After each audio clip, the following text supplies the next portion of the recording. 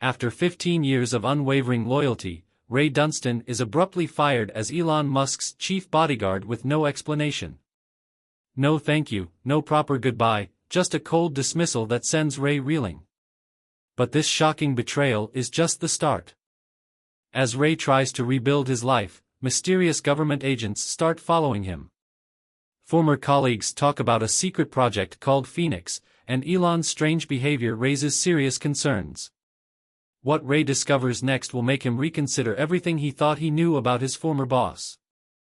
Elon Musk didn't fire Ray to get rid of him, he fired him to keep him from making an impossible decision that could determine the fate of humanity itself.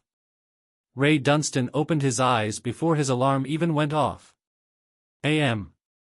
His body had been waking up at this exact time for the past 15 years. Rain or shine. Weekdays or weekends. His internal clock was set for Elon Musk's life, not his own. He rolled out of bed and went to the bathroom. The face in the mirror appeared tired. Ray's dark hair at 43 had silver streaks at the temples. Small lines had formed around his eyes. It was not easy to protect one of the world's most famous men. Something seemed off today. Ray couldn't explain it, but he had a heavy feeling in his stomach. After 15 years of security work, he had learned to trust his instincts. Just nerves, he muttered, splashing cold water on his face. Ray's morning routine had never changed. 20 minutes of exercise. A quick shower. Breakfast. Always protein, never sugar. Inspect his security equipment. The gun was secured to his hip. Extra. He carried a magazine in his ankle holster. Communication devices were tested. By 6:15, he was in his car. It took exactly 23 minutes to get to Elon's mansion at this hour. Ray took the time to mentally prepare for the day. Tuesdays meant SpaceX in the morning, Tesla headquarters after lunch, and returning to the mansion for evening meetings. Ray knew more about Elon's schedule than Elon did at times. The mansion's security gate recognized Ray's car. He parked in his usual spot and nodded to the night shift guards as they completed their shift. "Is there anything to report?" Ray asked. Marcos, the security team's youngest member, described the night as quiet. However, the boss stayed up late. The lights in his office remained on until about 3 a.m. Ray frowned. Running on little sleep, Elon faced an unpredictable day. Inside the mansion, Ray discovered Elon already awake and hunched over his laptop on the kitchen island. A half-empty protein shake sat next to him. Elon did not look up as Ray entered. "Good morning," Ray said. Elon grunted in reply, fingers still flying over the keyboard. This was not unusual. Elon frequently became lost in his work, but something about his boss's posture seemed off. Tense. Closed off. Ray went about his morning security check of the house, while Jenna, Elon's personal assistant, arrived to brief him on the day's plans. She was saying that the NASA call had been moved up to 8 a.m. "The board wants those projections by noon, and you have an interview at 2 p.m. Elon nodded, barely looking up. Ray realized he hadn't touched his shake in the last 10 minutes. By 7:30 a.m., they were in the car on their way to SpaceX. Ray drove, and Elon sat in the back, still working on his laptop. The silence between them grew uncomfortable. "Is everything okay?" Ray inquired, catching Elon's gaze in the rearview mirror. "Fine," Elon said. His voice sounded flat. He quickly returned his attention to his screen. Ray followed Elon through the SpaceX building. Ray's 15 years of practice made him nearly invisible at all times. Close enough to protect but never close enough to intrude. As chief of security, he had access to all rooms and meetings. The morning was a blur of engineers, rocket designs, and budget meetings. Elon appeared distracted, checking his phone more than usual. Ray was asked to leave meetings twice, which was unusual. Following the NASA call, Elon retreated to his private office with Vince Kaplan, the head of special projects. Ray waited outside, uneasy. Vince had always been cold with Ray, as if they were competing for something.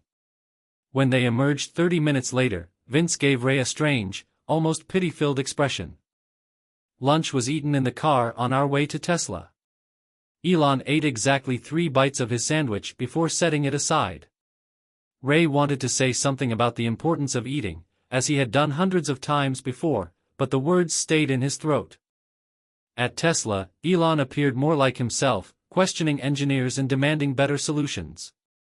Ray stood in the back of the room, scanning for potential threats, both internal and external. In 15 years, he had foiled 3 assassination attempts, numerous stalkers, and even a few corporate spies. More importantly, he had been present during company launches, rocket explosions, and family issues. Ray had talked Elon through panic attacks and big presentations. He had kept reporters away during divorces and breakups. Ray was familiar with Elon's habits, fears, and secrets, so the text message that arrived at 3:15 p.m. hit him like a physical blow. My office.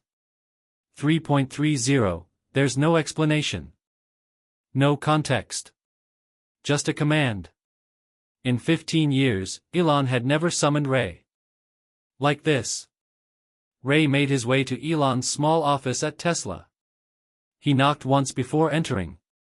Elon sat behind the desk, with Vince standing beside him like a shadow.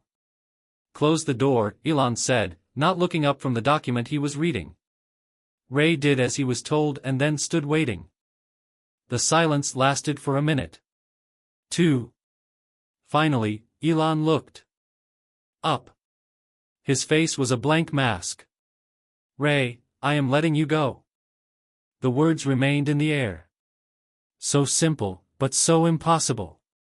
Ray said, I don't understand, his voice steady despite the shock. Your position is being terminated. Elon continued, as if reading from a script. Vince will take over as chief of security. Ray looked between the AVBs. 2 men are searching for an explanation. Some signs. This was an error. Ray could only say it had been 15 years. Elon's eyes flashed with something. Regret? Fear? Then went cold again. Vince slid a folder across the desk, revealing a generous severance package. 6 months' salary. Healthcare coverage. For 1 year. Ray did not touch the folder. Why? Elon stood up abruptly. We need to take a different approach to security. Nothing personal. But it was personal. 15 years at 5:30 a.m. wake-ups. 15 years of prioritizing Elon's life over his own. 15 years of loyalty. I deserve better, Ray said quietly. For a brief moment, Elon appeared to be about to say something serious. Something true. Then Vince moved beside him. The moment passed. That's all, Ray, Elon said, looking back at his computer. Security will lead you out. 2 guards appeared at the door, seemingly on cue. Men who had worked for Ray for years. They were embarrassed as they waited to walk their former boss out. Ray stared at Elon for a long time, remembering the face he'd guarded for 15 years. Then he turned and left without taking the severance folder. There's no explanation. No, thank you for 15 years of service. Just a clean cut, as if he hadn't meant anything. Outside in the parking lot, Ray sat in his car, hands gripping the steering wheel. For the first time in 15 years, he had nowhere to go. There's no one to protect. The weight in his gut that morning had been correct. This day didn't end like the others. It had not ended at all. It had just blown his life apart. Ray's apartment felt empty, even though it was full of his belongings. He sat on the edge of his bed, surrounded by partially packed boxes. It had been 3 days since Elon dismissed him. 3 days of silence. No calls. No explanations. Just emptiness. He picked up the framed photograph from his nightstand. A team photo from the first successful SpaceX launch. Ray stood just behind Elon, scanning the crowd even in his moment of triumph. Always be on guard. Constantly keeping an eye on things. 15 years of his life, stored in cardboard boxes. Ray closed his eyes, and memories swept over him like waves. 10. Tesla Motors headquarters. You want me to do what? Ray inquired, staring at the skinny man with wild eyes. Sleep. Elon repeated in your car, his gaze fixed on his computer screen. Only for a few weeks. We are cutting costs everywhere.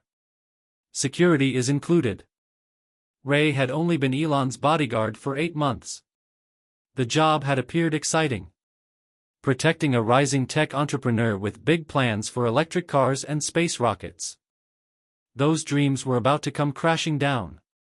Tesla is nearly bankrupt, Elon said, finally meeting Ray's gaze. I am putting everything I have into this company. Everything. Ray nodded slowly. I will sleep in my car. He ended up sleeping in Tesla's parking lot for 6 weeks. Every morning, he'd wash up in the company restroom before Elon arrived. Every night, he'd wait until Elon left, which was often after midnight, before reclining his seat to sleep. Elon never said, "Thank you." But the day Tesla received new funding, a key to a small apartment near the factory appeared on Ray's makeshift desk, along with a note. Rent is paid for 1 year. 2013. Elon's home office. I can't do it. I can't do it. Elon paced back and forth, breathing heavily and tugging at his hair. In 20 minutes, he was supposed to show investors Tesla's new battery technology. Millions of dollars hung in the balance. Ray replied calmly, You've practiced the presentation 12 times. You are intimately familiar with the material. Elon muttered, The numbers don't work. The technology is not ready. They will see through it. They'll all realize I'm a fraud. Ray had seen these panic attacks before. He stepped in front of Elon, impeding his pace. Look at me, Ray said firmly. Tesla needs this. Your employees require this. Their families require this. Elon's breathing had slowed slightly. I'll be right off stage, Ray explained. If you begin to panic, find me. I will give you the signal to breathe. 20 minutes later, Elon delivered a flawless presentation. When he felt his anxiety rising, he found Ray in the wings, who would gently tap his chest. A reminder to breathe. The investors were impressed. The funding came through. Later that night, Ray discovered Elon sitting alone in the dark. I couldn't have done it without you, Elon admitted quietly. It was the closest Ray had ever come to receiving thanks. 116, Elon's mansion. Daddy needs to work. Elon's voice echoed throughout the corridor. I won't be able to help with homework tonight. Ray stood outside the room, technically on security duty, but he could hear the children's disappointment. Elon had cancelled family time for the 3rd night this week. Ray gently knocked on the children's door after Elon had gone to his home office. He mentioned that I was good at math and science in the past. For the next hour, Ray assisted with fractions and solar system models. When Elon returned from his office at midnight, he discovered his children sleeping and their homework completed. You didn't have to do that, Elon explained. Ray responded that it is part of his job to protect what is important to you. Something changed in Elon's eyes. Perhaps Ray was more than just a bodyguard. 1019, outside a Twitter board meeting. Jenna whispered to Ray, he's been in there for 6 hours. This is not going well. Ray stood outside the conference room, where Elon was attempting to persuade Twitter's board to sell the company. The raised voices inside told him everything he needed to know. When Elon finally appeared, his face was flushed with rage. Reporters flocked in immediately. Ray moved without hesitation, forming a human shield between Elon and the cameras. This way, Ray murmured, leading Elon through a service corridor to a waiting car. Elon slammed his fist against the vehicle's seat. They think I am joking. They assume I will not fight for this. What do you need? Ray asked simply. Elon looked at him with surprise, as if he had forgotten Ray was present. Time and space to think. Ray nodded and directed the driver to a small coastal road he discovered years before. Elon walked along the empty beach for 2 hours while Ray watched from a distance. When they returned to the city, Elon devised a new strategy. 3 months later, the Twitter deal was completed. 1022 is a hospital waiting room. Ray sat alone on the hard plastic chair. Down the hall, Elon was visiting his father after emergency surgery, which no one knew about except Ray. Elon's relationship with his father was complicated at best and toxic at worst. But when Ray quietly informed Elon about the elder Musk's hospitalization, Elon immediately cleared his schedule. Elon had told me that no one could know I was here. No one.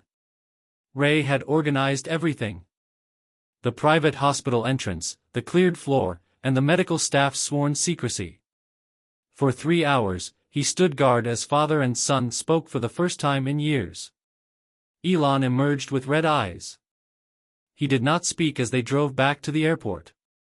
But as they boarded the private jet, he briefly gripped Ray's shoulder, the closest physical contact they'd ever had. "Thank you," he replied. "Only once." Ray opened his eyes and returned to his half-packed apartment. The memories felt as if they belonged to someone else. A 3-minute meeting ended 15 years of loyalty. The phone rang, startling him. The screen displayed Mira, his college-aged daughter. Ray took a deep breath before responding. "Hello, sweetheart." "Dad?" Myra's voice was hesitant. "Is this true? The news says you were fired." Ray's stomach dropped. Of course, it would already be online. Nothing remained private in Elon's world. "Who told you that?" he inquired, trying to keep his voice steady. "It's everywhere, father. TMZ. Business Insider. Twitter. They claim you were escorted out of Tesla headquarters. Some claim you threatened him or something." Ray closed his eyes. "That is not what happened." "Then what happened?" Mira pressed. "You have always protected him. You missed my high school graduation because he needed you for a rocket launch. The accusation stings because it is true. How many family events had he missed? More than 15. Years, birthdays, holidays, and school events were all given up for Elon Musk. I'm not sure what happened," Ray admitted finally. "He simply decided he didn't need me anymore." The silence on the other end of the line was heavy. Mira said softly, "Maybe it is for the best. Perhaps you can now live a life of your own." Ray looked around his apartment, noting the sparse furniture and minimal decorations. He hadn't spent enough time here to make it feel like home. His real life had been spent in Elon's shadow. Who was he before that? "Maybe," he repeated, not believing it. After hanging up the phone, Ray walked to the window. 15 years of watching Elon Musk change the world. 15 years stand in the background of history. 15 years of secrets and sacrifice. And now nothing. The severance package would provide him with enough money to live comfortably for 6 months. After that, what happens?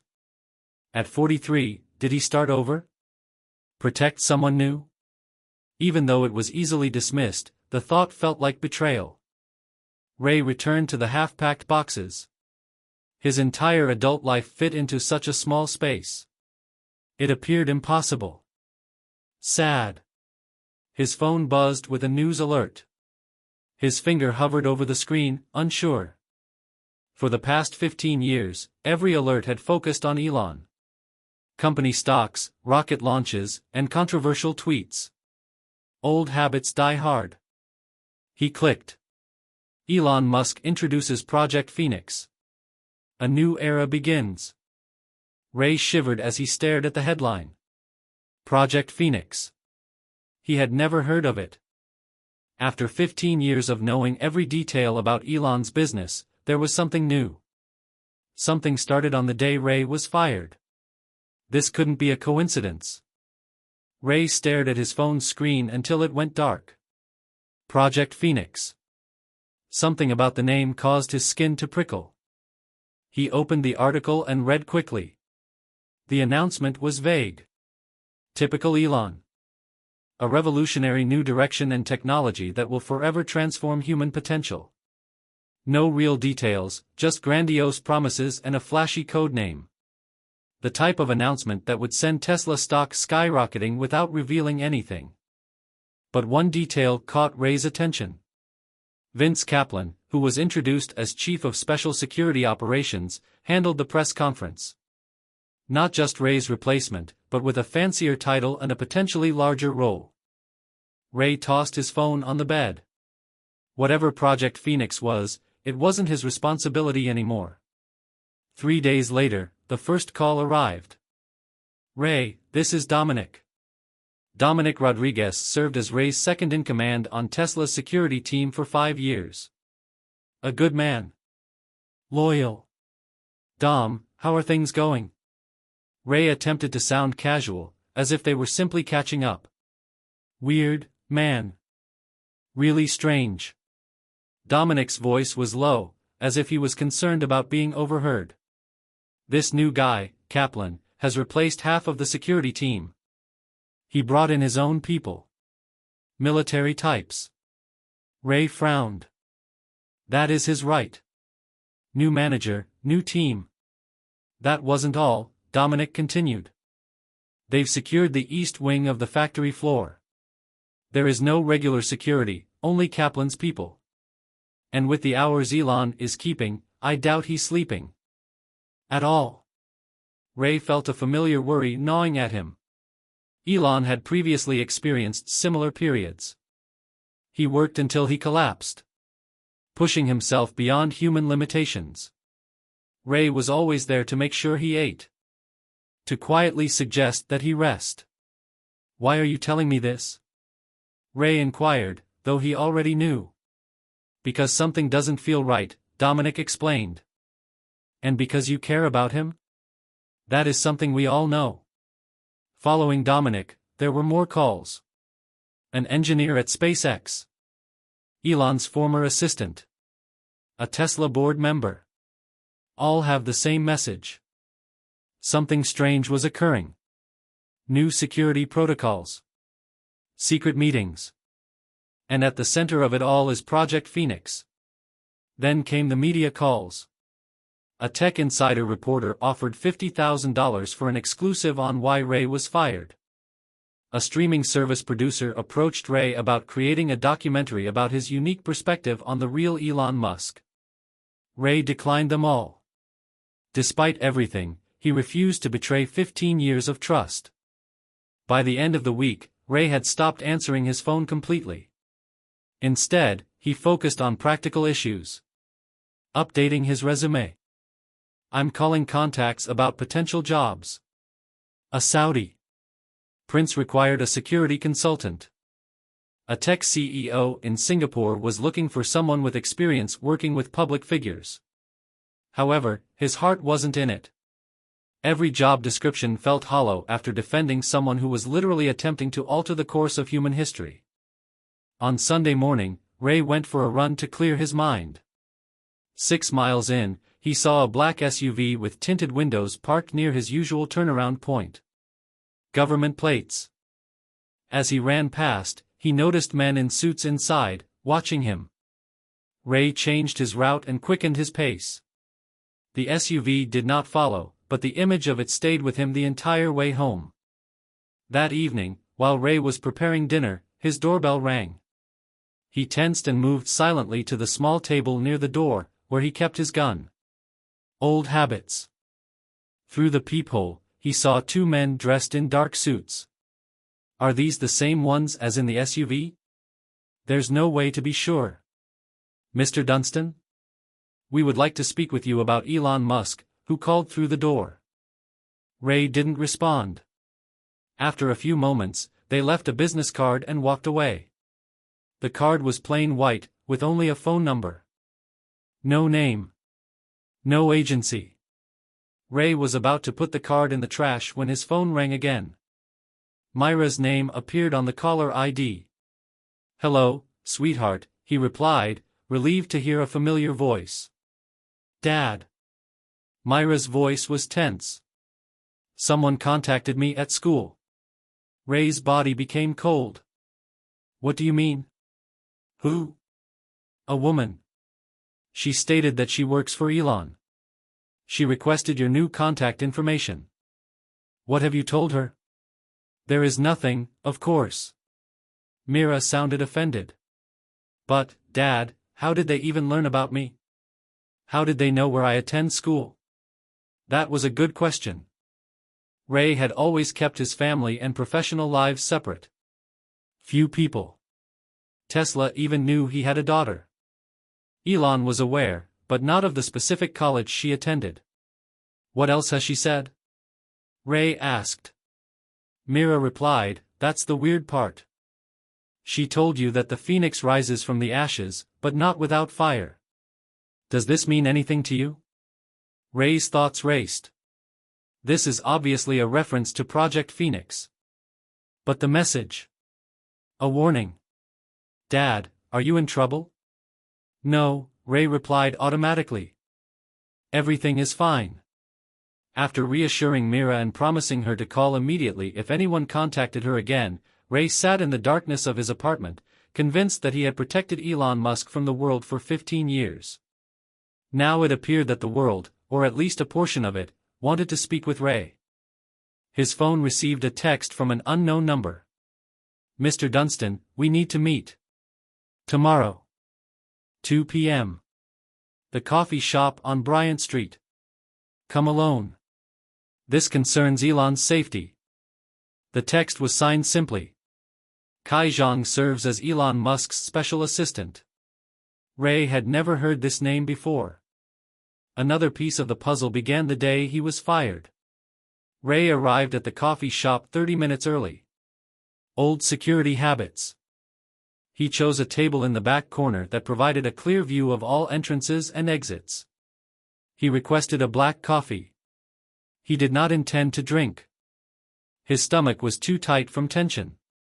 The coffee shop was busy enough to make background noise, but not so crowded that private conversation was impossible. Ray scanned every person who entered, automatically assessing threat levels. At exactly 2 p.m., a young Asian man in a perfectly tailored gray suit entered. He moved with the certainty of someone who knew exactly who he was looking for. His gaze immediately focused on Ray. Mr. Dunstan. He extended his hand. Kai Zhang. Thank you for coming. Ray declined to shake the offered hand. I do not know you. Kai smiled thinly and sat down regardless. No, you do not. Because, until 3 weeks ago, I was working for the man. Early 30s, slim build, excellent posture. Military training, not combat. More like intelligence. Ray said, I worked for Elon for 15 years. He never mentioned you. He would not have. Kai's voice was smooth and educated. My recruitment, as well as your departure, were part of Project Phoenix.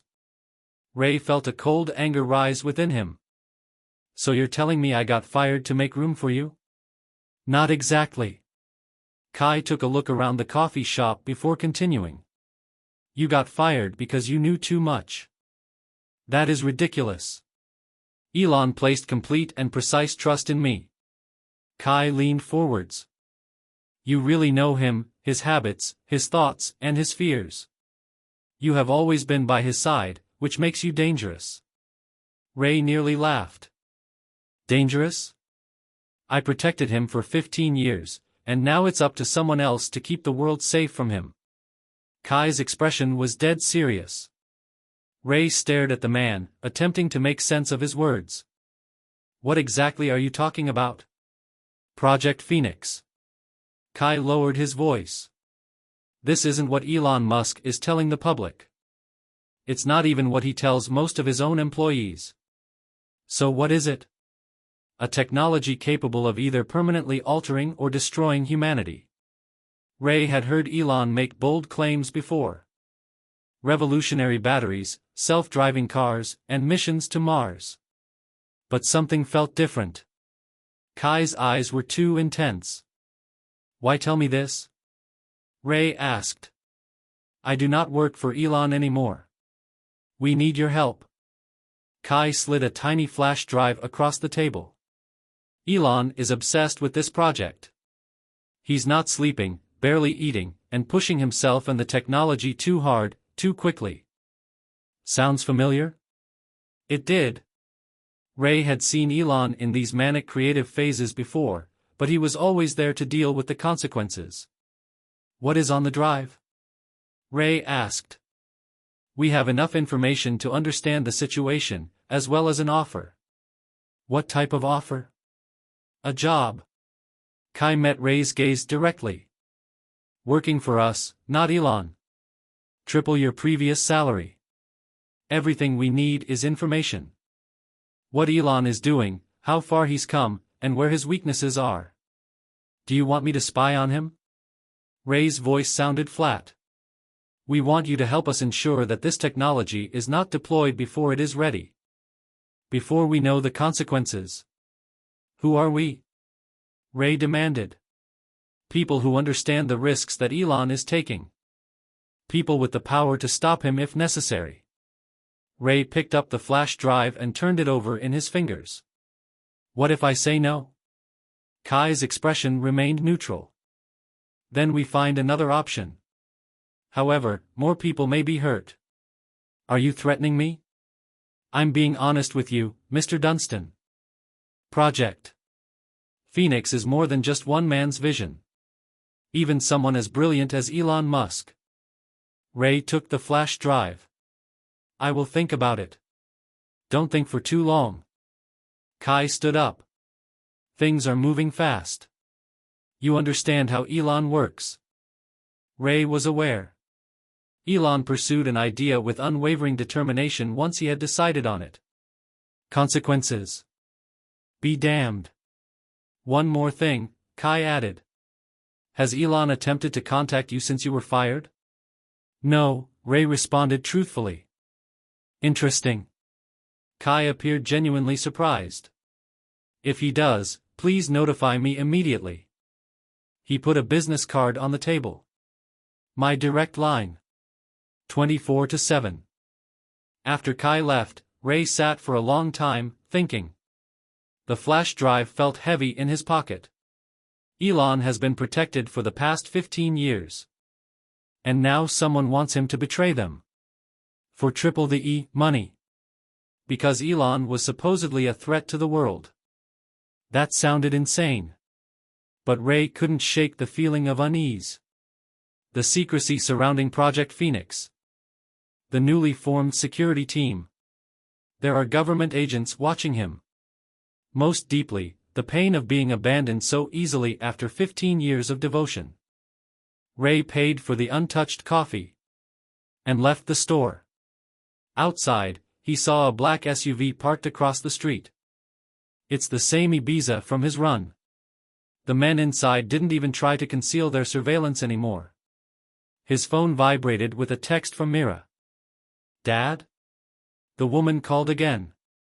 She was asking about Mom now. "I am scared." Ray's stomach twisted. His ex-wife had moved to Europe several years ago. They barely spoke. Why would anyone be asking about her? He turned back to the coffee shop, wondering if Kai was still watching. I wondered who else was there. Ray had spent 15 years in Elon's shadow. Now it appeared that everyone wanted a piece of what he knew. The question was, who could he trust? The boss who dismissed him without explanation?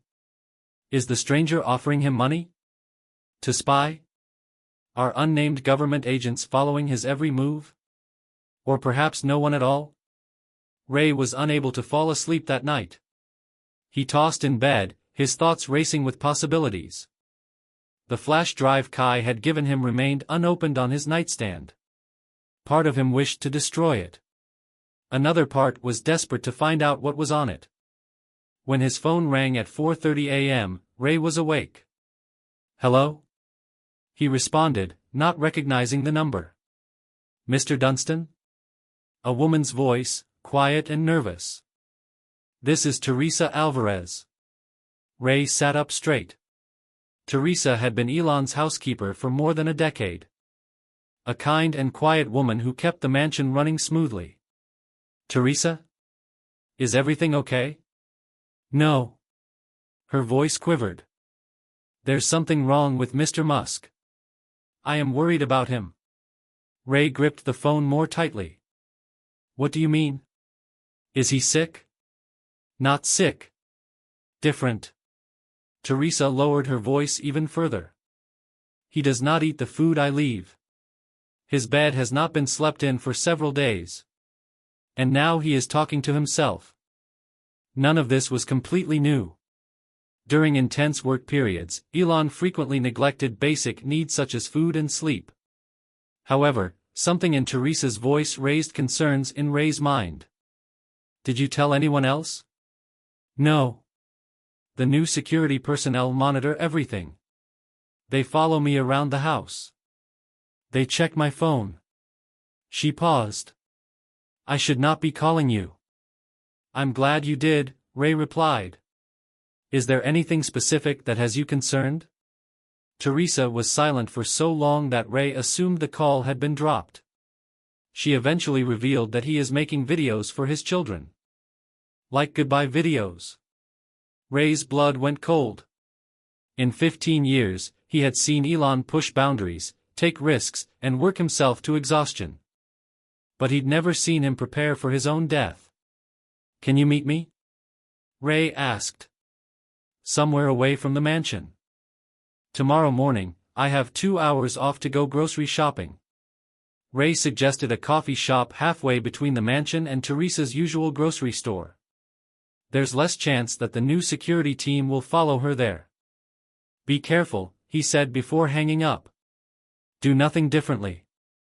Do not give them any reason to believe you called me. Ray eventually picked up the flash drive following the call. Whatever was on it could help him understand what was going on with Elon. But could he trust Kai? The drive could contain malware tracking software. Ray rummaged through a box of old equipment until he discovered a laptop he'd kept as a backup. It was not connected to a network and contained no personal information. Ideal for detecting potentially compromised files. The flash drive held only one document, a heavily redacted summary of Project Phoenix. The majority of the details were blacked out, but the general outline was clear. Neural interface technology enables direct communication between the human brain and computer systems. Ray had heard Elon discuss neural interfaces before. His company, Neuralink, was working on brain implants to help people with neurological conditions. But Project Phoenix seemed different, more advanced, and more ambitious. Ray was drawn to one particular paragraph. When connected to the Phoenix system, the subject displays redacted content. Brain patterns are redacted during testing. Safety protocols are recommended at Level 5 clearance due to the risk of redaction and the possibility of catastrophic redaction if containment fails. Level 5 clearance. In government jargon, that meant top secret, need to know only. What did Elon get himself into? The following morning, Ray arrived at the coffee shop an hour early. He chose a seat by the window and kept an eye out for any signs of surveillance. Teresa entered at exactly 9:30. She appeared tired, with dark circles beneath her eyes. When she saw Ray, relief washed over her face. Thank you for coming, she said as she sat down. Her hands trembled slightly as she put her purse on the table. Tell me everything, Ray asked gently. Teresa took a deep breath. It started immediately after you left. Mr. Musk started spending all his time in the basement. What about the basement? Ray frowned. Which basement? The newest one. They built it about a month ago. Very quick. Very secretive. Ray had never heard of a basement renovation. Who built it? I do not know.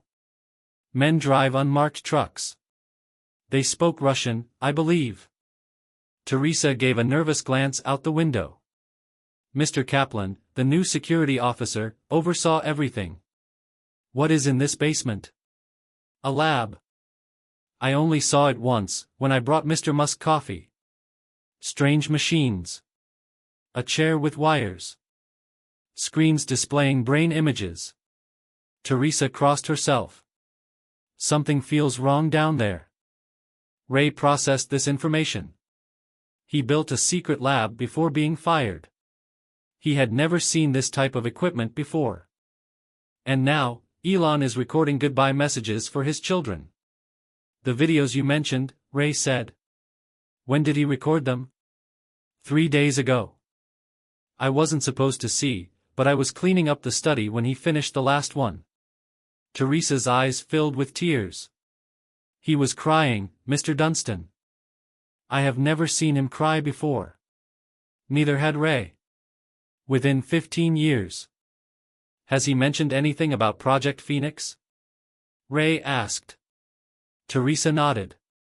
He's constantly talking about it now. To himself. To the computers. He claims it will save everyone, but he also appears terrified of it. She paused.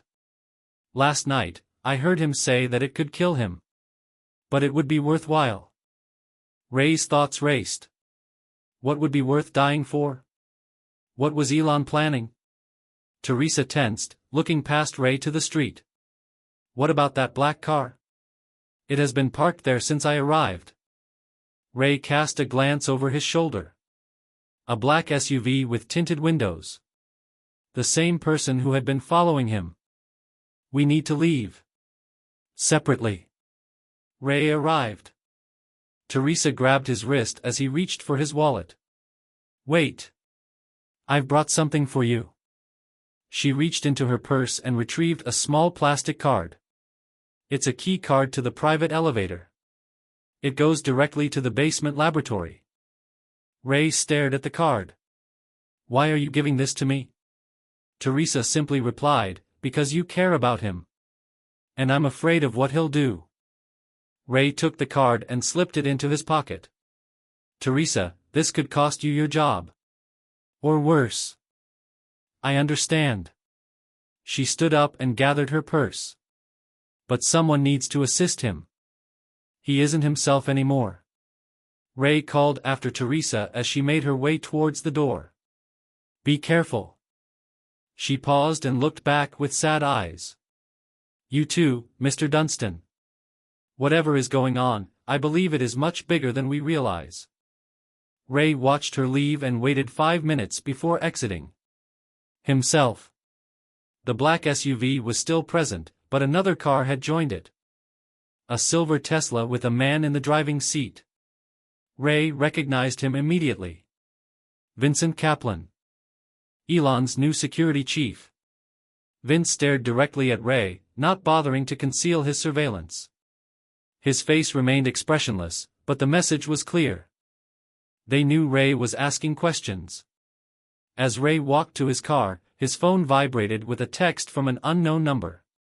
Stay away from Teresa Alvarez. Stay away from the mansion. This is your only warning.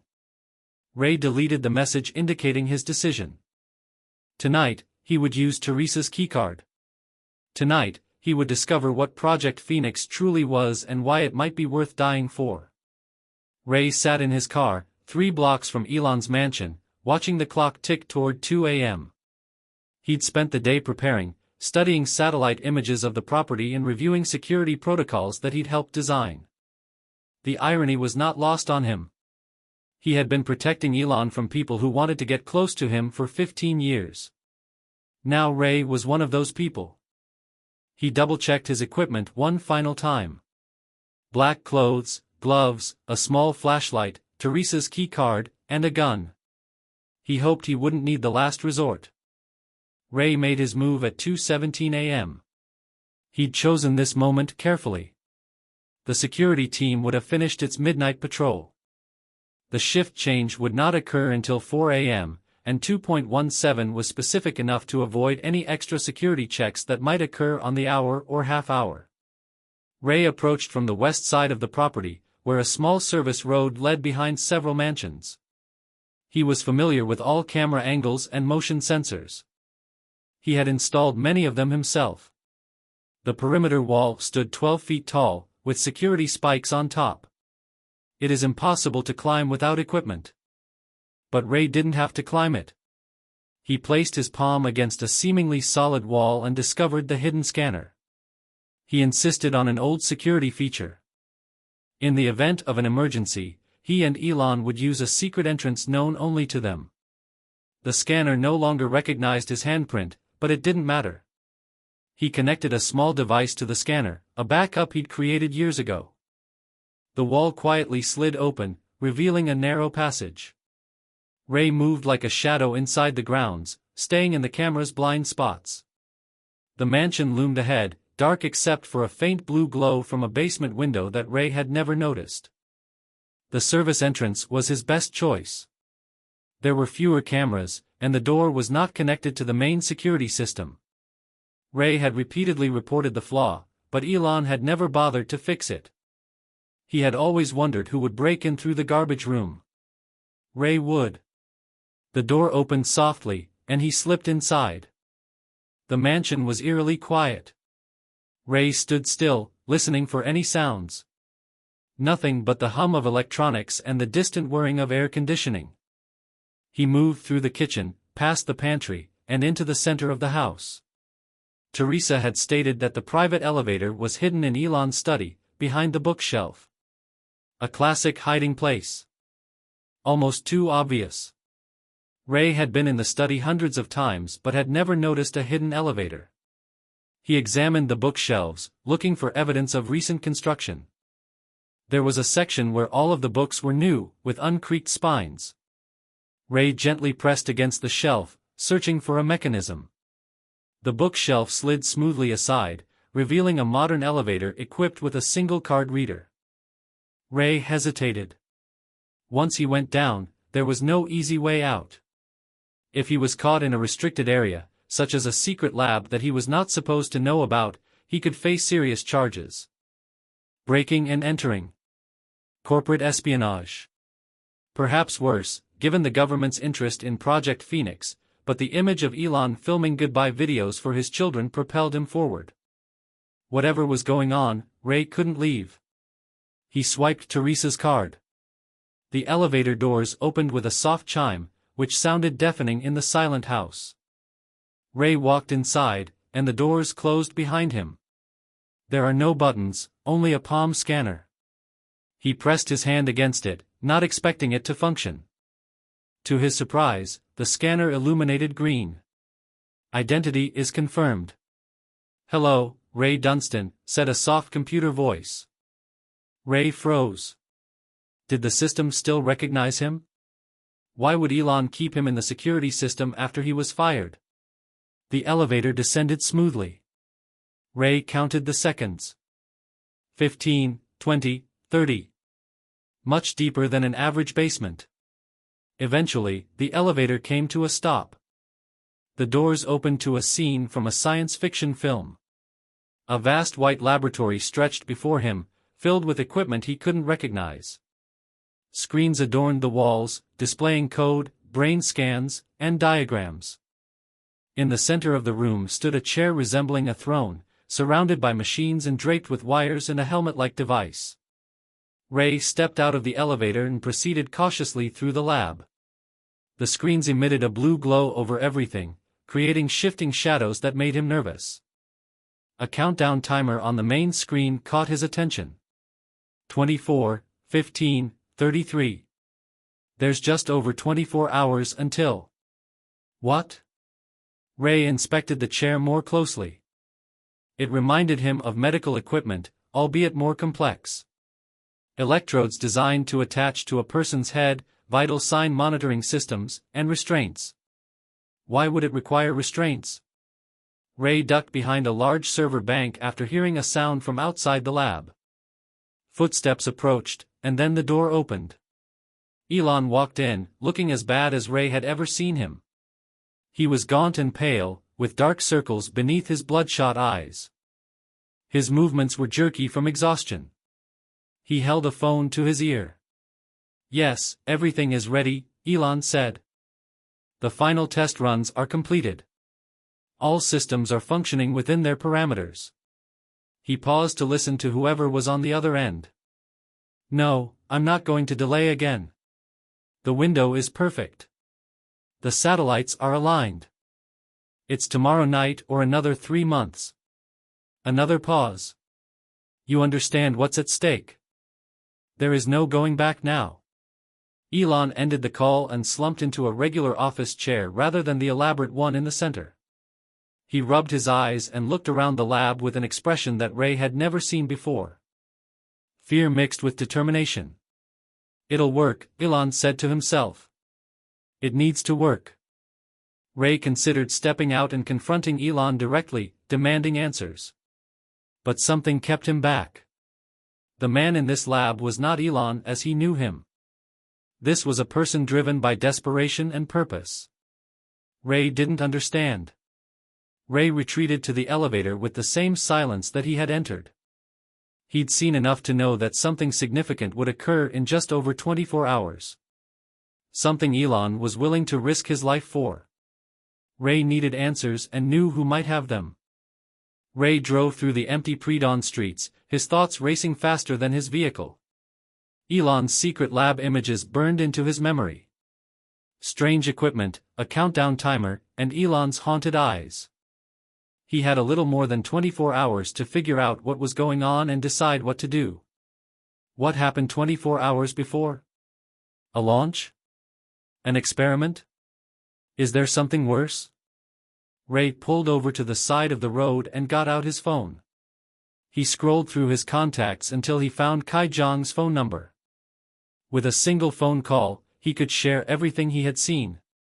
The government, or whoever Kai really worked for, would take over from there.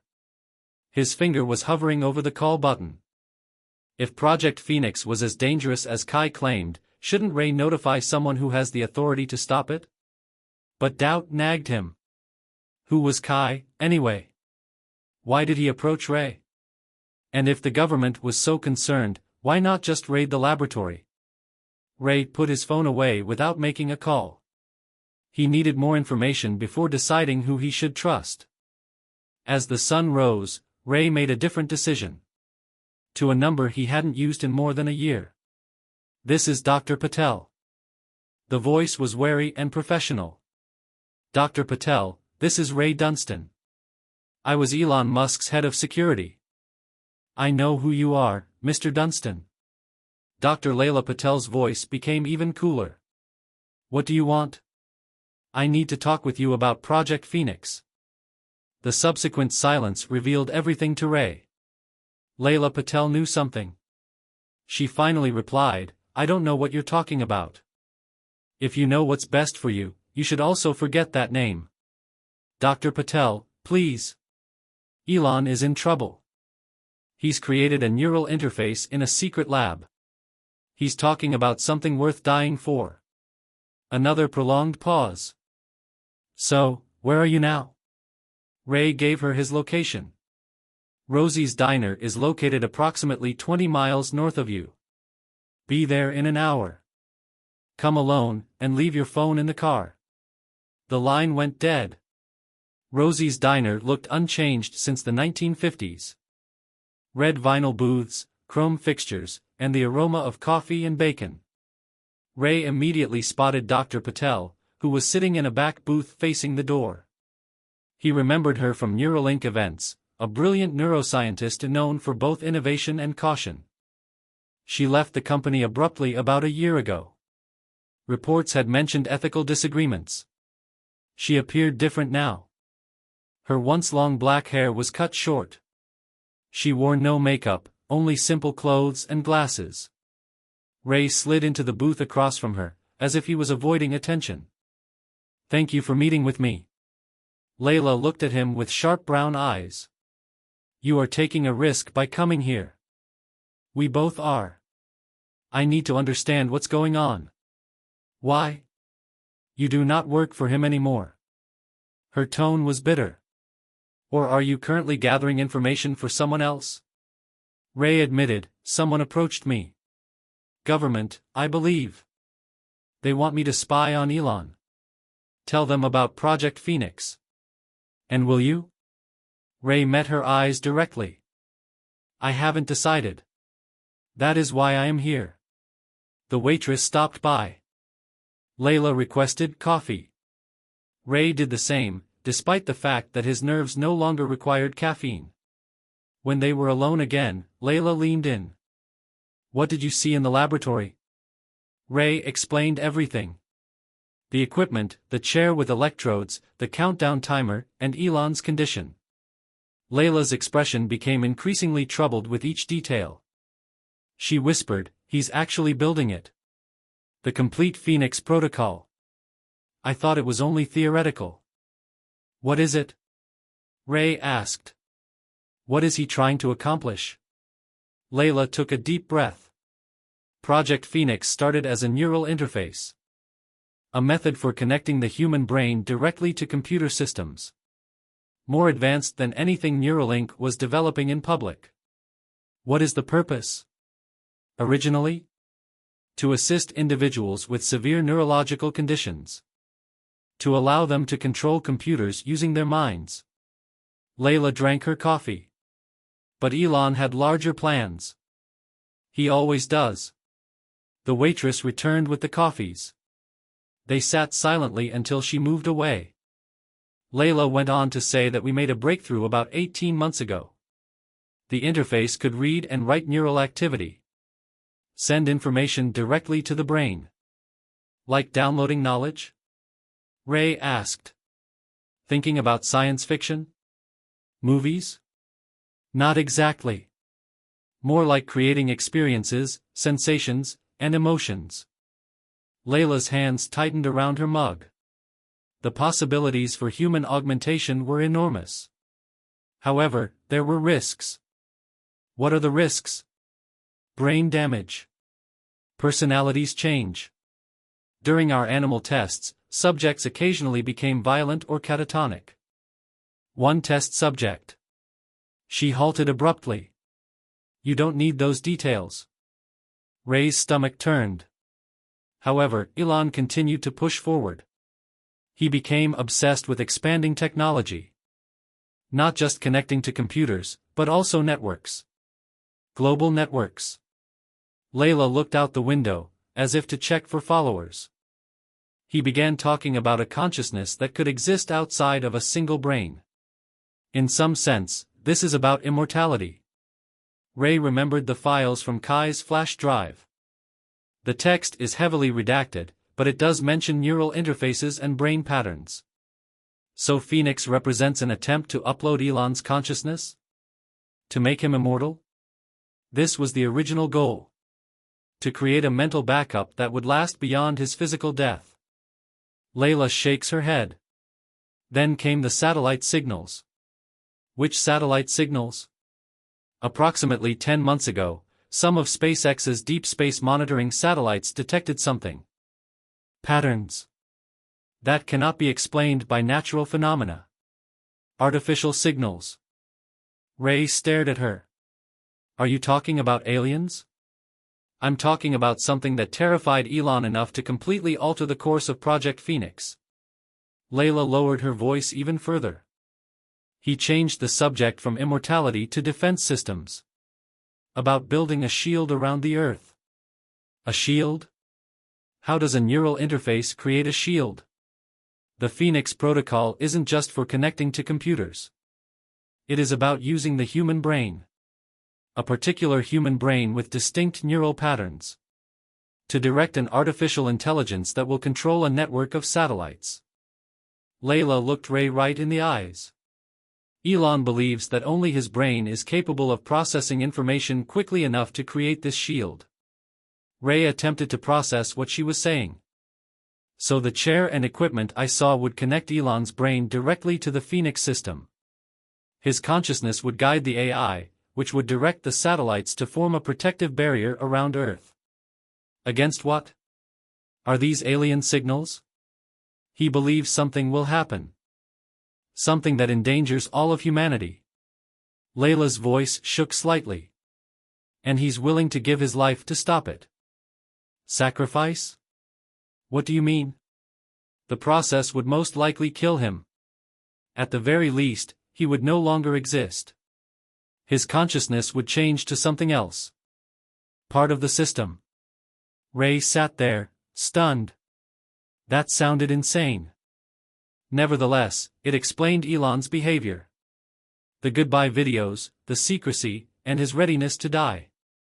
When I tried to shut it down, arguing that we needed more testing and safeguards, he fired me, Layla continued, claiming I lacked vision. That was something I could not do. See what was at stake. And what's at stake? Ray asked. Do you think these signals are real? Is something coming to Earth? Layla hesitated. I saw the data. The signals were real. I'm not sure what they mean. But Elon is convinced they pose a threat. And now it appears that he has designed Phoenix to respond to that threat. In 24 hours, Ray added, recalling the countdown. If you are correct about the timer. Layla's face turned pale. We need to stop him. The system is not ready. The risks are too high. How can we stop him? I do not know. Layla seemed defeated. That is why I am hiding in a small town using a different name. They pursued me when I attempted to warn people. They? Elon? Not Elon. The others. Those who are determined to see Phoenix succeed at all costs. Ray thought about Kai and the government agents who were following him. Everyone wanted something from the project. Phoenix? But, who was on the right side? I need to make a decision, Ray said, more to himself than to Layla. Help Kai stop Phoenix. Help Elon finish it. Or I can try to stop it myself. Layla said, whatever you decide. Decide quickly. Because in 24 hours, it may be too late. For Elon. For each of us. As they left the restaurant separately, Ray felt the weight of his decision. He had been protecting Elon Musk for the past 15 years. He now had to choose whether to save or stop him. Ray drove toward San Francisco, his conversation with Layla playing back in his mind. Alien signals. There is a shield around the Earth. Elon is sacrificing himself to save humanity. It sounded like a plot from a science fiction film, not reality. Ray had seen the lab, the equipment, and the countdown timer. He'd seen the look in Elon's eyes. The look of a man willing to die for his cause. As Ray approached the city, he attempted to contact Teresa to inquire about Elon's status. No response. He tried 3 more times. Nothing. Ray's stomach tightened into a knot. He took the exit toward Elon's mansion rather than his apartment. Something was not right. Ray noticed the flashing lights about 2 blocks from the mansion. Police cars. An ambulance. His heart pounded as he parked down the street and approached on foot. A small group of neighbors and reporters had gathered behind police tape. Ray moved between them, trying to see what was going on. The ambulance's doors were open. Paramedics were loading someone inside. Ray got a glimpse of the patient's face. Teresa. Her eyes were closed. She wore an oxygen mask over her mouth and nose. He overheard a paramedic speaking with a police officer. It appears that the stroke occurred suddenly. The housekeeper discovered her collapsed in the kitchen. Ray did not believe it. Teresa had felt fine yesterday. Nervous, yes. Frightened even. However, there are no signs of health problems. A stroke. Too convenient. Especially after she had helped Ray. Ray circled back to the service entrance he had used the night before. The security seemed even tighter now. Additional guards. New cameras. Ray, however, was more familiar with the property than anyone else. He discovered a blind spot near the garden shed and slipped over the wall. Inside the grounds, he noticed the mansion was busier than usual. Security personnel moved purposefully. Through a window, Ray noticed Vince Kaplan speaking to a group of men in suits. Ray crept closer, staying in the shadows, until he heard Kaplan's voice through a partially opened window. The boss said there would be no interruptions for the next 12 hours. If someone tries to get in, use whatever force is necessary. One of the suited men nodded. How about the Dunstan problem? Kaplan responded that he will not interfere. Ray's blood went cold. The Dunstan problem. They knew he was asking questions. Maybe he knew he broke in last night. So what happened to Teresa? Was that also handling? Ray retreated from the window to consider his options. Breaking in again would be nearly impossible due to the increased security. And even if he did, what then? Confront Elon directly. Attempt to destroy the Phoenix equipment. He needed help. But who could he trust?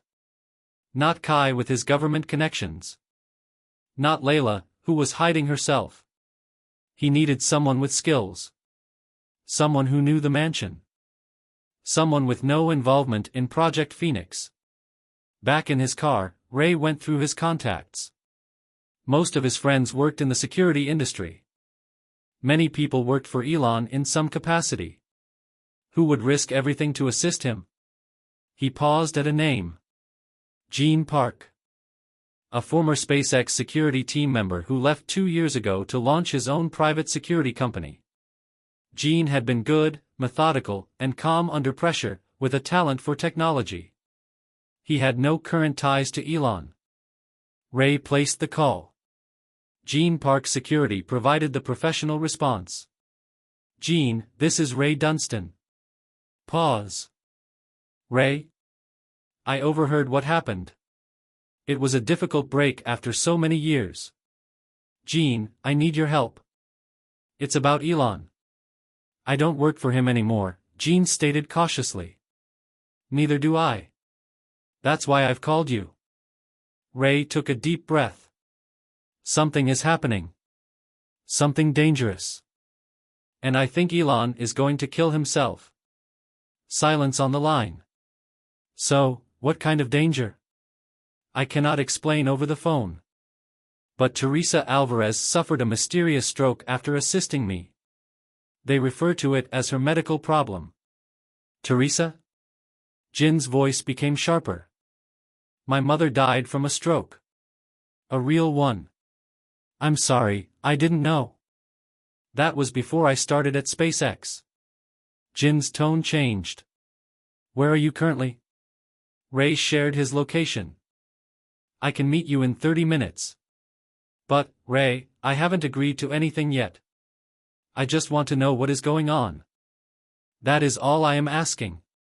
After hanging up, Ray called Sarah Chen, a computer expert who had designed some of Elon's security systems. Sarah had always been friendly with Ray, willing to deviate from security protocols when practicality demanded it. Sarah, this is Ray Dunstan. Ray, I've heard the news. Are you okay? Not really. I need your help with something. Sarah paused as she considered something out of the ordinary. How far off the books are we talking? Very possibly illegal. Definitely dangerous. You aren't really selling this, Ray. It's about Elon. I think he is in trouble. The kind that could get him killed. Another pause. According to rumors, he is working on a big project. Something secret. He is. And I need to contact him before it's too late. Sarah said, this sounds crazy. But, okay. Tell me where I can meet you. Ray planned to meet Gene and Sarah at a small park several miles from the mansion. Far enough to be safe. Close enough for easy access. He had less than 12 hours until Kaplan's security lockdown. There are less than 24 hours until the Phoenix. The countdown reached 0. Whatever he planned to do, he needed to complete it tonight. When Gene arrived, the small park was empty except for a few dog walkers. He looked much like Ray remembered. Tall, solidly built, with keen eyes that missed nothing. His Korean-American features were set in a serious tone. Jean said as a greeting, "You look terrible." Ray admitted that he hadn't slept much. Jean sat on the bench beside Ray. "So, what's with Elon being in danger?" Before Ray could respond, Sarah approached. She was petite, with short black hair and glasses. A laptop bag was slung over her shoulder. Her normally confident stride was hesitant today. "Ray and Jean." She nodded at both men. "This feels like a spy film.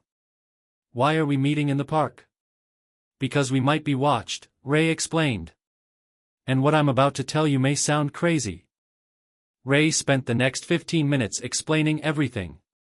His firing, meeting with Kai, Teresa's warning, breaking into the lab, and finally his conversation.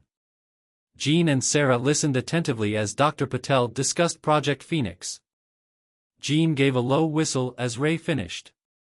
"Alien signals? A neural shield around the Earth?" "You're correct. It sounds crazy. But it's not impossible," Sarah added thoughtfully.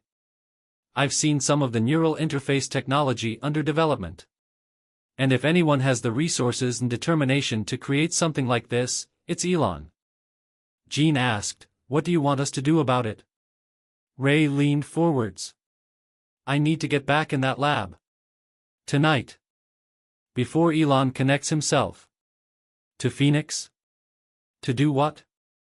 Sarah asked. "Stop him? Can you help him? What is the goal here?" It was the question Ray had been asking himself since he left Layla. What was the right decision? "I'm not sure if these alien signals are real," Ray said slowly. "But I know Elon thinks they are. He's willing to give his life to protect humanity. That's Elon. All or nothing." Jean nodded. "So, what is the plan?" "I need to speak to him. One final time.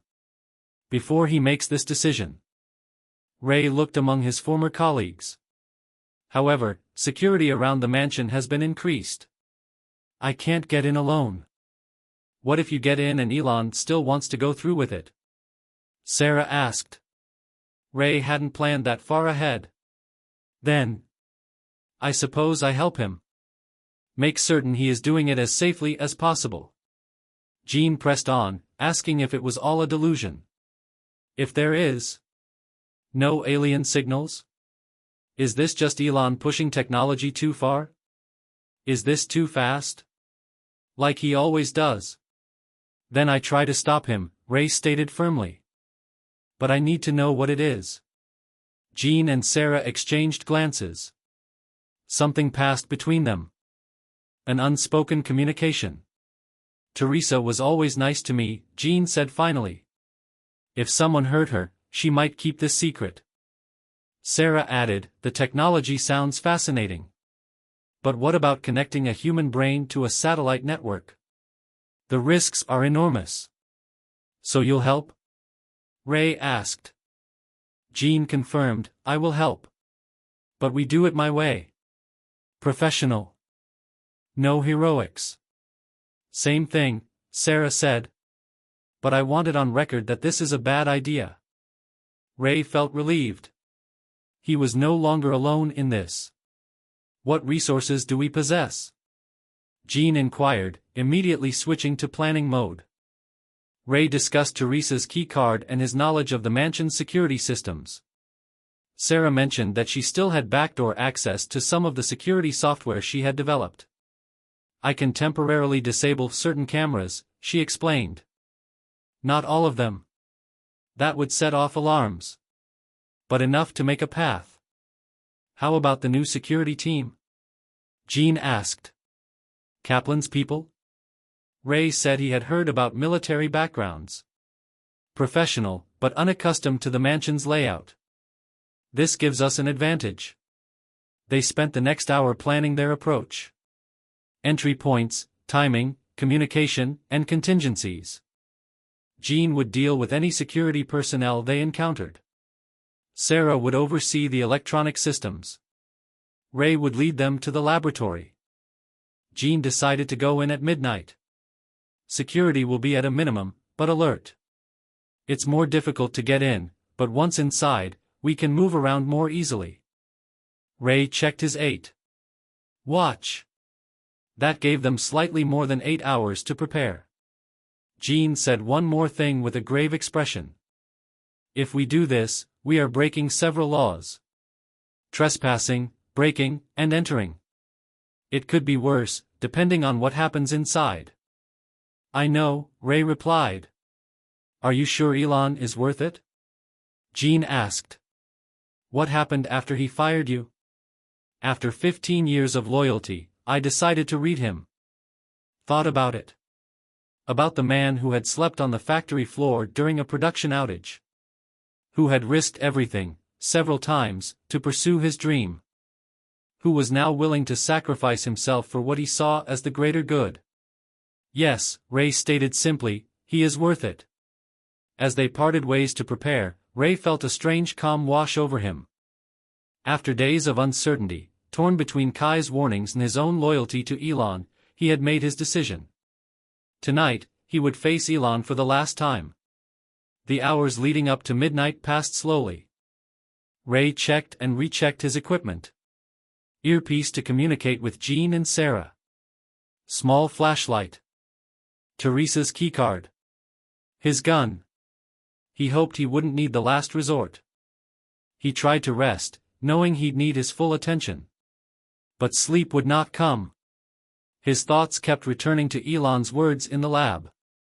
There is no going back now. Regarding Layla's description of the Phoenix Protocol. Teresa's collapsed form is loaded into an ambulance. At 11:30 p.m., his phone rang. Unknown number. Ray almost didn't respond. But instinct, perhaps, compelled him to pick up. Hello? Ray? The voice was unmistakable, albeit weaker than Ray had previously heard it. I understand you were in the lab last night. Ray froze. Elon? I've always known you were nearby. 15 years establishes a connection. Ray's thoughts raced. How did Elon know? What about the security cameras? But Ray had avoided them all. Why are you calling right now? Ray asked cautiously. Because you're planning to return tonight. Elon spoke in a straightforward manner. You, Jean Park, and Sarah Chen. Ray felt a shiver go down his spine. Had they been followed in the park? Were their phones tapped? How did you? It doesn't matter, Elon said. What matters is that you understand what's going on. What? Phoenix truly is. Tell me, Ray demanded. Why the secrecy? Why fire me after 15 years? What are you building in that lab? A prolonged pause. Ray could hear Elon's labored breath. 3 years ago, Elon finally admitted, SpaceX launched a series of deep space monitoring satellites. Technological experimentation. Never made a public announcement. They were designed to search for habitable planets. Investigate cosmic radiation. The usual stuff. Ray remained silent, allowing Elon to talk. They noticed something unusual about 16 months ago. Patterns in background radiation. At first, we assumed it was a glitch. However, the patterns repeated. Grew stronger. More complex. Ray recalled Layla's words and said, alien signals. Not exactly. More of a disturbance. A ripple in space that is headed toward our solar system. A ripple? The best analogy I can provide is a bow wave. The wave formed in front of a moving ship. Except that this bow wave is traveling through space. Toward Earth. Ray attempted to process this. And what is causing this wave? We don't know exactly. However, it is artificial. Directed. Intelligent. Elon's voice became more intense. It will reach Earth in about 6 months. What happens when it does? According to our calculations, nothing is good. The energy signature is massive. The collapse of civilization is massive. Ray felt his stomach drop. So, Phoenix is what? A defensive system? Yes. A shield that uses our satellite network to form a protective field around the Earth. Elon paused again and coughed. But it requires a guiding intelligence. An artificial intelligence capable of reacting and adapting to any situation. And you plan to connect your brain to this AI? Be a part of it? Ray couldn't keep the disbelief out of his voice. I'm the only person who can. Elon sounded resigned. Almost peaceful. My neural patterns are already integrated into the system. It has been scanning my brain for several months. Learning how I think. How I process information. Layla Patel claims it will kill you. Layla is unaware of the improvements we've made. But Elon did not deny the risk. Ray, this is bigger than me. Bigger than any single person. Why didn't you tell me about it? Why fire me? Another prolonged pause. Because you would have attempted to stop me. You would have prioritized my safety above all else. Above humanity itself. That was my job, Ray said, with a hint of bitterness in his tone. In his voice. No, Elon responded softly. Your job was to protect what is important. Right now, the most important thing is that Phoenix works. Ray closed his eyes, recalling all the times he had put Elon's needs first. All the times he'd kept him safe, usually from himself. There's another reason I let you go, Elon explained. You would have volunteered yourself rather than me. The words struck Ray like a physical blow because he knew they were true. If given the option of Elon sacrificing himself or Ray taking his place, Ray would have stepped forward without hesitation. The world needs Elon Musk, Ray said quietly. It doesn't need me. That's where you go wrong. Elon's voice became stronger. I need you now, Ray. One final time. For what? Come to the laboratory. Alone. I will notify the security team to let you in. There is something I need to show you. Something that will help you understand. Ray imagined Jean and Sarah waiting for him. They had carefully constructed the plan. Elon, I'm not alone in this anymore. I have people assisting me. Tell them to stand down. This is now just between you and me. Elon sounded urgent. Ray, the countdown is at 8 hours. We do not have much time. What is it time for? For you to make your decision. Elon ended the call. Ray sat quietly, the phone still in his hand. Then he called Jean. He announced a change of plans. Elon just called me. He knows we're coming. Jean swore softly. How? I do not know. But he is offering me a private meeting. Says the security team will let me in. It could be a trap, Jean cautioned. I do not think so. Ray believed that much, at least. He sounded desperate. As if he really needed to show me something. So what should we do? Ray thought for a moment. I go in alone. Through the front gate. No sneaking. There's no deception. If something goes wrong, Sarah's voice joins the call. Then you carry out the original plan. Midnight entry via the service entrance. Ray made his decision quickly. Give me 2 hours. If I haven't contacted you by then, please enter after me. Jean and Sarah didn't like it, but they agreed. Ray would go in alone, with backup in case it was needed. 20 minutes later, Ray approached the mansion's main gate. The security guards saw him approaching and raised their weapons. Then one of them touched his earpiece while listening to instructions. He nodded to his partner, and they lowered their weapons. Mr. Dunstan, one guard said stiffly. Mr. Musk is expecting. You. Follow the path to the main entrance. The front door opened as Ray approached. Vince Kaplan stood in the doorway, his expression one of professional detachment.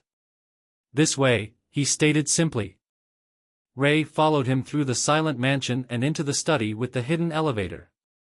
Kaplan activated the bookshelf mechanism and pointed to the open elevator. He is waiting for you below. As the elevator doors closed, Ray braced himself for whatever truth Elon intended to reveal. The elevator went deeper than Ray remembered from his previous visit. When the doors finally opened, he found himself in a different part of the underground complex, a control room filled with screens, computers, and people working with intense concentration. Elon stood in the center, looking even worse than the EEE from the night before. He had pale skin and sunken eyes from exhaustion, but when he saw Ray, they lit up with an inner fire. "You arrived." He sounded almost surprised. Ray replied, "You said the world was going to end. It's hard to ignore that." Elon motioned for Ray to follow him. They walked past workstations where engineers and scientists rarely looked up from their screens. Ray recognized several faces from SpaceX and Tesla. Others were strangers. Elon said, "I need to show you something," and led Ray to a smaller room off the main control center. Inside was a spherical projection of Earth, surrounded by thousands of tiny dots representing satellites. A wave of red light came from deep space, moving slowly but steadily toward the planet. Elon explained that this is the bow wave he mentioned earlier. According to current trajectory, it will reach Earth in 6 months, 2 weeks, and 3 days. Ray stared at the projection. What happens if it hits?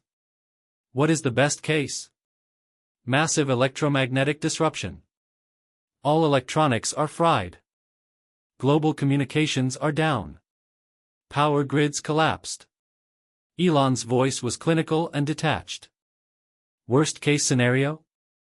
The wave alters our atmosphere, changing its composition and rendering Earth uninhabitable, Ray concluded. For humans, yes. Elon turned to confront Ray directly. Now you know what's at stake. Ray examined the projection again. Can Phoenix put a stop to this? It has the potential to set off a counterwave. A shield that deflects energy around Earth rather than through it. Elon pointed to a nearby screen that displayed a simulation of a red wave splitting around a blue protective bubble. But the shield must constantly adapt as the wave approaches. It needs intelligence to guide it. Your intelligence, Ray said. My neural patterns? Yes. Elon led Ray back to the main lab and the chair he had seen during his break-in. Phoenix will connect my brain with the satellite network. My consciousness will control the AI, directing the shield's formation and adaptation. Ray approached the chair to examine the electrodes and monitoring equipment. So what happens to you? What about your body? Elon shrugged, as if it were irrelevant. Running Phoenix will require all of my mental energy. My body will be sustained on life support. For how long? Until the wave passes. Several months, most likely. And then? Elon did not respond immediately. That is less certain. Nobody has ever kept a neural connection this strong for so long. There may be damage. You might not return, Ray translated. I might not, Elon admitted. But humanity will survive. That is what matters. Ray turned away from his chair, frustrated. There must be another way. Space travel. Underground bunkers. Something. We've considered every option. There is no time to evacuate even a fraction of the world's population. And the wave would most likely reach Mars. Elon placed his hand on Ray's shoulder. This is the only option, Ray. A scientist approached them and nodded respectfully at Elon. Sir, we need to start the final preparations. The window will open in 7 hours and 18 minutes. I'll be ready, Elon assured him. When they were alone again, he returned to Ray. You now know everything. What are you going to do? The question remained between them. Ray recalled Kai offering money to spy on Elon, Layla warning about the dangers, Phoenix, and Teresa collapsing after assisting him. Did you hurt Teresa? Ray asked suddenly. Elon seemed genuinely surprised. Teresa? No. Why would I hurt her? She suffered a stroke after assisting me.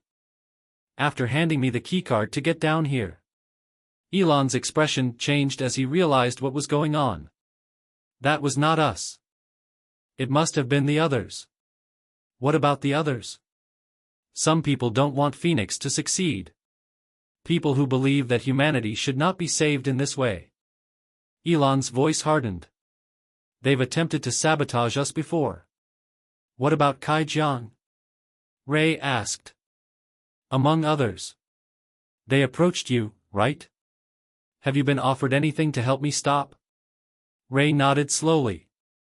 I'd like to triple my salary. And you refused. It was not a question. That's why I've always trusted you, Raymond. Your loyalty cannot be bought. Before Ray could respond, alarms went off throughout the complex. Red lights flashed. Security alerts appeared on all screens. Someone shouted, "We have a breach." Several intruders. In the East Wing, Ray checked his watch. It was only 10:45 p.m. Jean and Sarah were not supposed to arrive until midnight, if at all. Vince Kaplan's voice came through the intercom. Security teams are assigned to specific positions. Protect the lab at all costs. Elon grabbed Ray's arm. Is this what you are doing? Are your friends arriving earlier than planned? No, Ray replied, suddenly realizing what was going on. It's Kai. It must be. Ray could see armed men moving through the mansion, neutralizing Elon's security team with precision and efficiency. Government agents? Very likely. Or military. They're heading for Phoenix, Elon said, his voice tight with fear. They will destroy it before it can be activated. What can we do? Ray inquired, his protective instincts taking control. Help me finish the preparations right now. We can start early. Elon moved towards the chair. It's not the ideal window, but it will suffice. You mentioned that the window opens in 7 hours. That is the ideal time. But now? Elon observed the approaching forces on the monitor.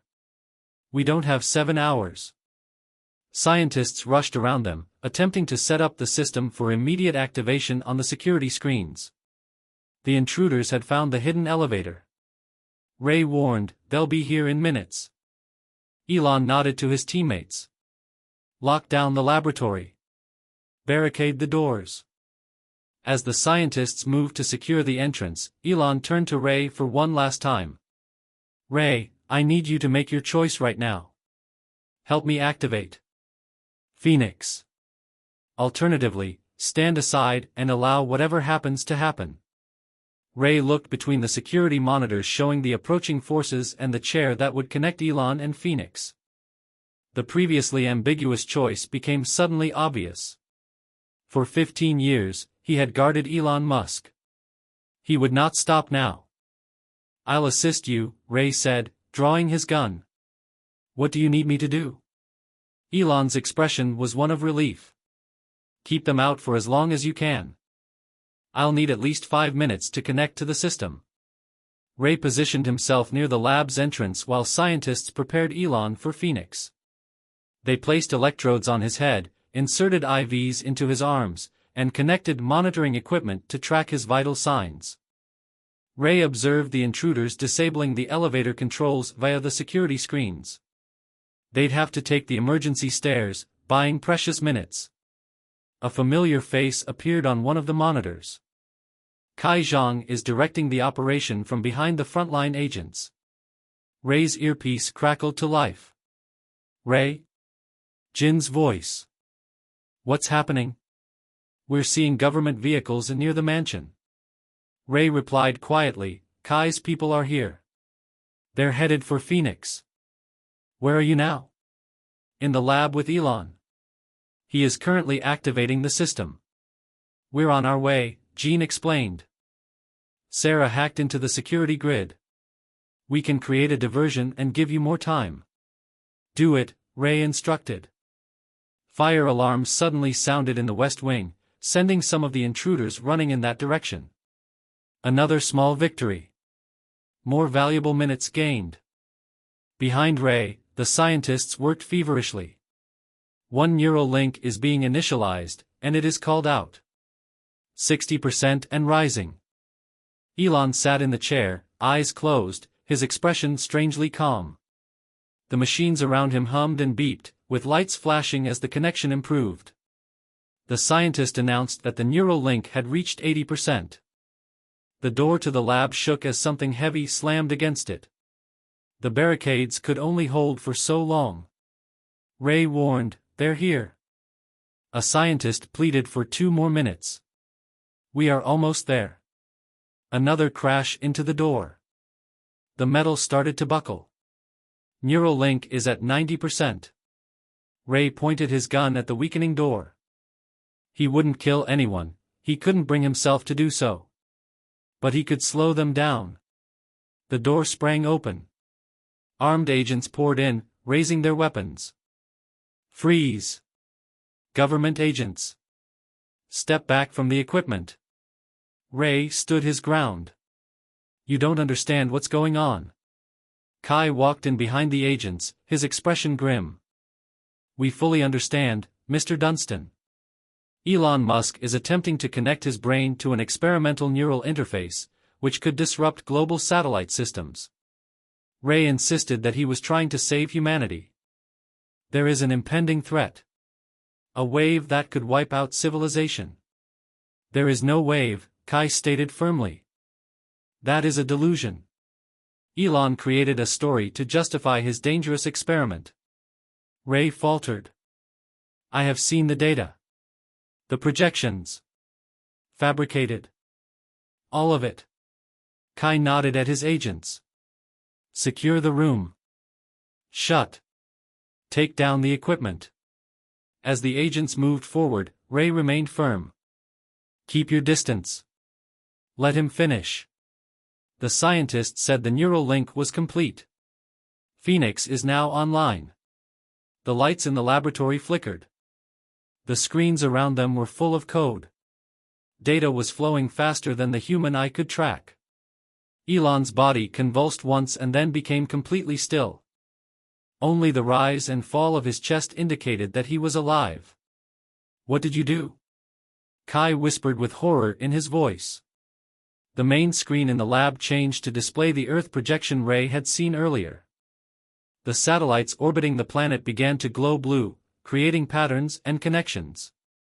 "It's working," one of the scientists exclaimed in amazement. "The shield is being initialized." Ray lowered his gun slightly while watching the display. The blue network expanded, forming a protective bubble around the Earth. But something wasn't right. The pattern appeared incomplete and unstable. A scientist exclaimed, his voice filled with panic, "The connection is failing. We require stronger neural input." Alarms sounded from the medical equipment that was monitoring Elon. His vital signs fluctuated dramatically. Someone shouted, "He's crashing. The strain is too much." Ray rushed to Elon's side. His face was deathly pale, and blood dripped from his nose and ears. The neural connection was killing him. "Shut it down," Kai instructed. "Now." "We can't," the scientist replied. "The system is currently self-sustaining. If we disconnect him, the shield will collapse completely." Ray looked at the screens.